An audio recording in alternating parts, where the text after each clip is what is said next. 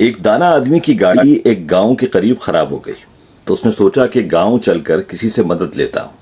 وہ جیسے ہی گاؤں میں داخل ہوا تو اس نے دیکھا کہ ایک بوڑھا شخص چارپائی پر بیٹھا ہے اور اس کے قریب مرغیاں دانا چگ رہی ہیں، اور ان مرغیوں میں ایک باز کا بچہ بھی ہے جو مرغیوں کی طرح دانے چگ رہا ہے۔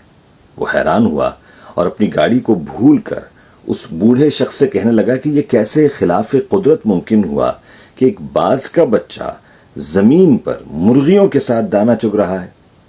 اس بوڑھے شخص نے کہا کہ دراصل یہ باز کا بچہ صرف ایک دن کا تھا جب یہ پہاڑ پر مجھے گرا ہوا ملا۔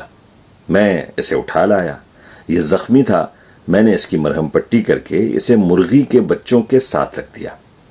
جب اس نے پہلی بار آنکھیں کھولیں تو اس نے خود کو چوزوں کے درمیان پایا، اور یہ خود کو چوزا ہی سمجھنے لگا، اور دوسرے چوزوں کے ساتھ ساتھ اس نے بھی دانا چگنا سیکھ لیا۔ اس دانا شخص نے گاؤں والے سے درخواست کی کہ یہ باز کا بچہ مجھے دے دیں اور مجھ سے اس کی قیمت لے لیں۔ بوڑھے شخص نے باز کا بچہ اس دانا شخص کو دے دیا۔ یہ شخص اپنی گاڑی ٹھیک کروا کر اپنے گھر آ گیا۔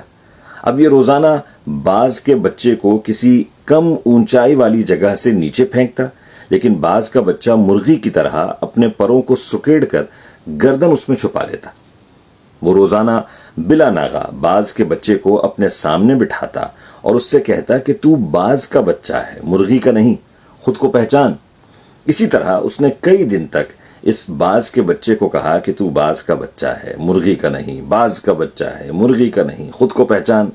پھر ایک دن یہ شخص باز کے بچے کو لے کر ایک بلند ترین مقام پر گیا اور اسے کہنے لگا کہ تمہیں آج خود کو پہچاننا ہے کہ تم باز کے بچے ہو، تم نے ڈرنا نہیں ہے، گرنا نہیں ہے۔ یہ کہہ کر باز کے بچے کو پہاڑ کی بلندی سے نیچے پھینک دیا۔ باز کا بچہ ڈر گیا اور اس نے مرغی کی طرح اپنی گردن کو جھکا کر پروں کو سکیڑ لیا اور آنکھیں بند کر لیں۔ تھوڑی دیر بعد اس نے آنکھیں کھولی تو دیکھا کہ زمین تو ابھی بہت دور ہے، تو اس نے اپنے پر پھڑپڑائے اور اڑنے کی کوشش کرنے لگا، جیسے کوئی آپ کو دریا میں دھکا دے دے اور آپ کو تیرنا نہ بھی آتا ہو تو آپ اپنے ہاتھ پاؤں چلاتے ہیں، خود کو بچانے کی کوشش کرتے ہیں۔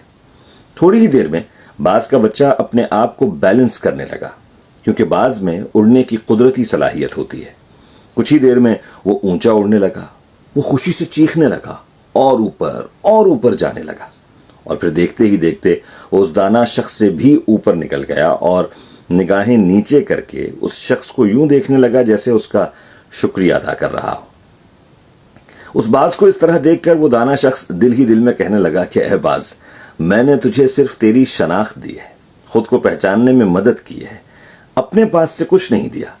یہ کمال صلاحیتیں تیرے اندر موجود تھیں مگر تو بے خبر تھا۔ اس دنیا میں موجود ہر شخص کا یہی حال ہے۔ ہر شخص میں انفرادی طور پر اور ہر قوم میں اجتماعی طور پر ایسی صلاحیتیں موجود ہیں جس کی وجہ سے وہ منفرد ہے اور اسے دنیا میں اپنا آپ منوانا چاہیے، لیکن فرق بس پہچان کا ہے، اپنی پہچان کا۔ یہ آپ پر منحصر ہے کہ آپ خود کو چوزا سمجھ کر زمین پر پھینکے گئے دانوں کو چگنا چاہتے ہیں یا آسمان کی بلندیوں پر اپنا رزق اور اپنی منزل تلاش کرنا چاہتے ہیں۔